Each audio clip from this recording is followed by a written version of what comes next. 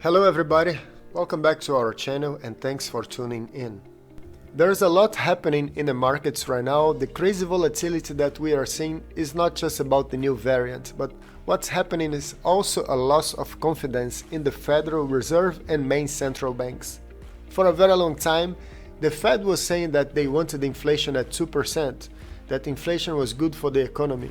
However, some time ago, the same Fed officials have said that they will target average inflation around 2% and it will be okay if inflation goes above 2% to compensate for the months and years that we didn't have inflation at all. Then, the same Federal Reserve started saying that inflation was temporary. Months later, they changed the word temporary for transitory. Nevertheless, this week the same Fed said inflation is out of control and we must retire the word transitory.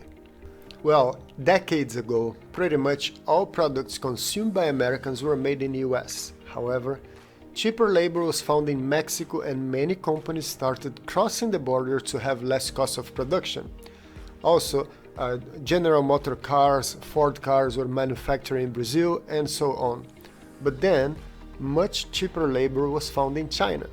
So companies moving overseas to produce goods at the lower costs kept inflation dormant for decades, and in the past 10-15 years, China has been a source of deflation. Now, the labor cost is increasing in China. Consequently, the cost of manufacturing products and the final prices that consumers will pay in the United States and Europe are higher. This is inflationary, and the source is labor costs in the foreign country, more specific China. The Fed cannot fight this type of inflation that's being generated in other countries by increasing labor costs. This is the end of the story. Obviously, printing more money to pay higher price for these goods will not fight inflation and will just devalue the currency as side effect. Well, at least us that have portions of our portfolio in precious metals, we knew that inflation was coming and it wouldn't be transitory as soon as the government starts printing money. We had inflation picking up month after month, but investors chose to believe that inflation was transitory and it created an euphoria in bubbling assets and overvalued stocks. Therefore, gold and silver did not rise with inflation. At least not yet. Why would a millennial look for protection against downturn when cryptocurrencies are increasing in price 200% or more every year? Well, we know that we must buy assets when they are cheap. So at least last year when silver was around $12, I did not miss the opportunity. And in regards tech stocks and cryptos, it looks like some air is coming out of these bubbles. Will the bubble pop right now? If it will pop now, I don't know, but eventually it will. What I know is that I don't buy any asset that is near all-time high, not even gold that I like so much. And you probably know that cryptos are melting down at the moment. As I record this video, Bitcoin is down 18% on a day. Now, there is a loss of confidence in the Federal Reserve, and in theory this is bullish for gold. So I have a couple of questions that I would like to hear your opinion on the comment section below. Will gold and silver price start moving higher to catch up with the inflation that's already here?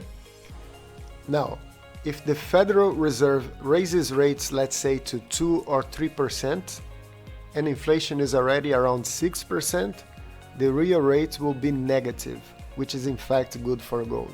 So the real rate is calculated by the rates of the economy, the interest rates, minus the rate of inflation. So let's say Fed raises rates to 3% and inflation is at 6%, the real rate is -3. So would you believe that raising rates would cause a negative impact on the gold and silver prices? Now I imagine a possible scenario where the loss of confidence on the Federal Reserve could consequently drop the stock market. Normally when it happens, the Federal Reserve only has one tool, which is to print more money to stimulate the economy. In addition to that, there is a new variant out there that's causing lockdowns in Europe, and if it causes a lockdown in the United States, the Fed again will print more money to stimulate the economy. As we said on the last video, the unemployment numbers would rise, and it's still at the very beginning, but last Friday the non-farm job creation reported was 300,000 below expectations. Gold was down on a day, and after the news, gold had a boost, closing the day at 0.82% higher, and silver closed at 0.072% higher. Both metals lost value during the week, but the biggest loser of the week was Bitcoin, losing 15% of its value and even dropping to $42,000 on Saturday morning. From the peak of $69,000 to $42,000 this morning, Bitcoin lost almost 40% of its value in less than a month. Moving forward, I think platinum is a good investment for those who can patiently wait a few months or maybe a couple of years.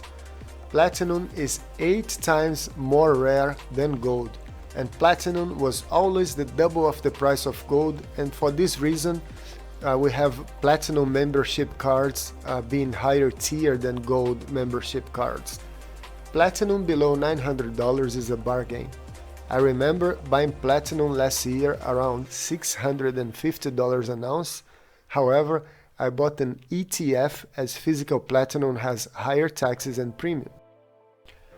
Making price forecasts is a difficult task as some unpredictable events can happen anytime, but I honestly believe that gold, silver and platinum will protect your capital and purchasing power on the years to come. This is not a trading advice, but I believe an investor should consider the great opportunity to protect wealth allocating a small percentage of these metals in the portfolio while they are still undervalued. This will complete the video for today. Thanks for watching, protect your wealth, stay safe, take care.